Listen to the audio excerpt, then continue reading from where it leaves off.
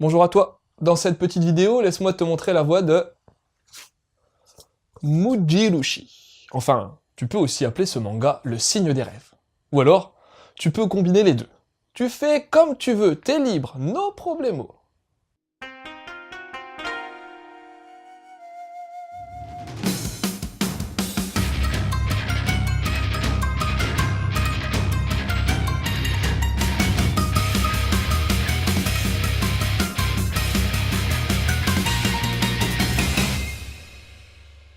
Dans ce titre, il va être question d'un homme, Kamoda Takashi. C'est un businessman qui, avec sa femme, dirige une petite entreprise de fabrication de sandales.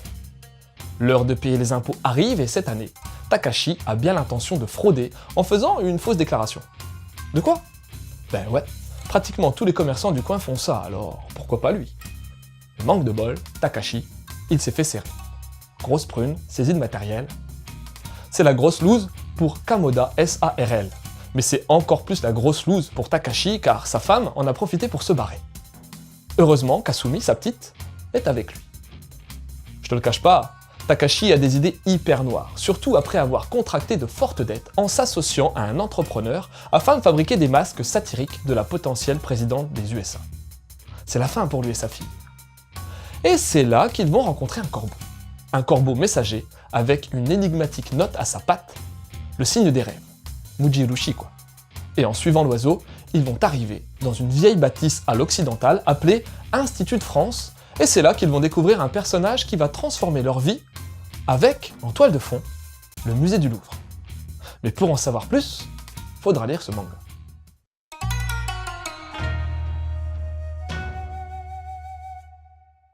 Alors niveau dessin, c'est pas un keke lambda qui a dessiné ce manga.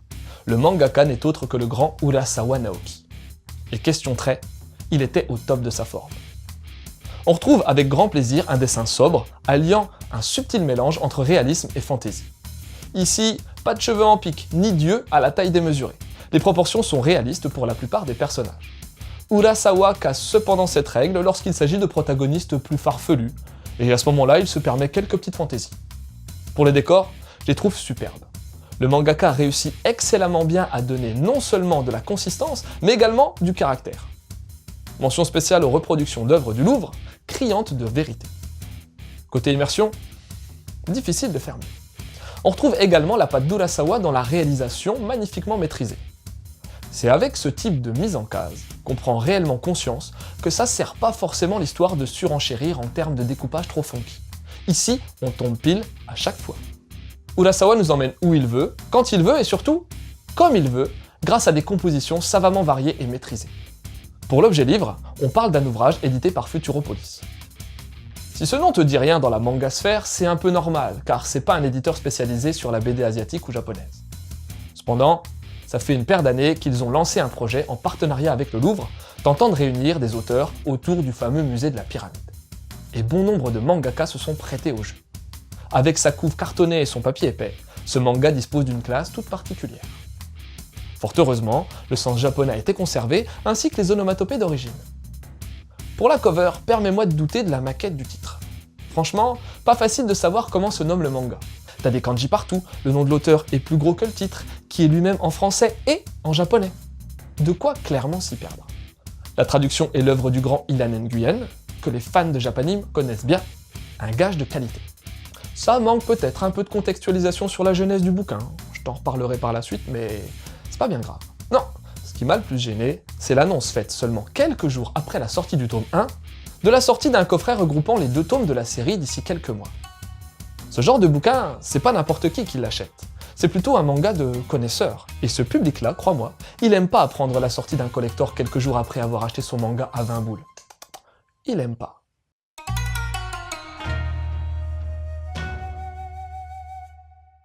Bon, tu veux que je te cause d'Urasawa Naoki?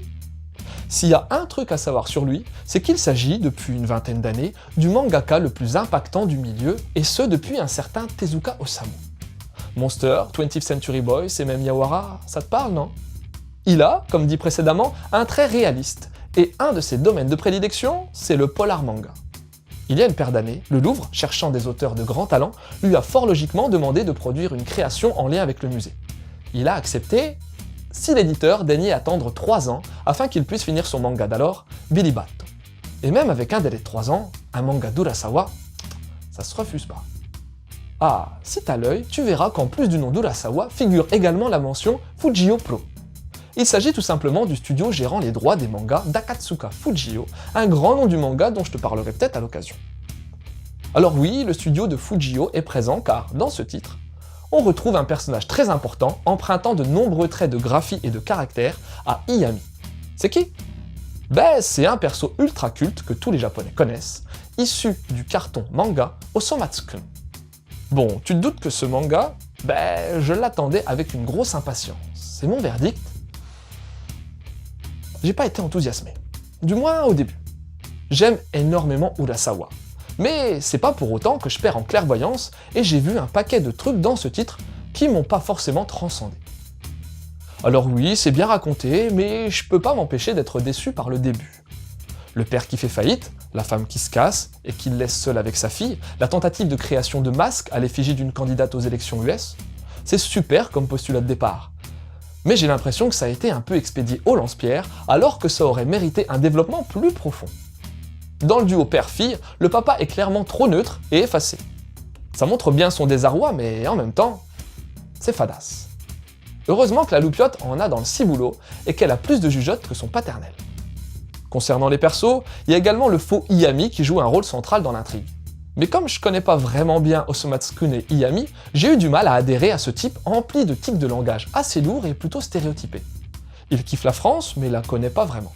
Là où le titre se démarque, c'est dans l'agréable mélange mixant France et Japon. Pour nous, Frenchie, ou plutôt Fulansujin, ça fait toujours plaisir de voir certaines références hexagonales comme la présence de l'ancien président Mitterrand, ou bien certaines allusions à Sylvie Vartan. Maintenant, je te cache pas que la France et le musée du Louvre ont pas une place considérable dans ce tome 1. Fort heureusement, tout de même, on retrouve avec plaisir certains canons des mangas d'Urasawa, et c'est là que le titre a, à mon humble avis, quelque chose de fort à offrir par la suite. Sans trop vouloir t'en raconter, tu verras qu'il y a un mystère assez dense entourant le clone d'Iyami. Qui est-il ? Quel est son lien avec la France ? Et puis notre héros, faut pas oublier qu'il est dans la merde financièrement parlant, et comment faire pour s'en sortir ? Bref, l'intrigue va naviguer entre Japon et France, et mon petit doigt me dit qu'Urasawa nous réserve certaines bonnes surprises dans le second et dernier tome. Avec son début manquant de développement, une intrigue trop centrée sur un personnage culte au Japon mais peu connu chez nous, et le manque de saveur de certains personnages, le signe des rêves répond pas 100% à mes attentes. Pourtant, avec Urasawa aux manettes, on sent tout de même quelques éléments forts qui seront développés lors du volume 2 et qui ont de grandes chances d'apporter à cette histoire le petit je ne sais quoi qui la rendra intéressante. Reste plus qu'à attendre. Et pour les liens, je vais me speeder car j'ai beaucoup blablaté auparavant, mais si tu connais pas trop Urasawa, va lire immédiatement 20th Century Boys, qui est un polar hyper maîtrisé du mangaka. Pour les autres mangas en lien avec le Louvre, jette un œil au Chat du Louvre de Matsumoto. Pareji, ni Isumi, Tayo. Ça parle de chats, ça parle du Louvre, c'est les chats du Louvre. Et puis, une fois n'est pas coutume, mais va sur le net et tape la base secrète. C'est bon ? Normalement, tu viens de tomber sur un site de passionnés d'Urasawa regroupant des tonnes d'infos sur le mangaka et sur ses œuvres. À vite mettre dans tes favoris.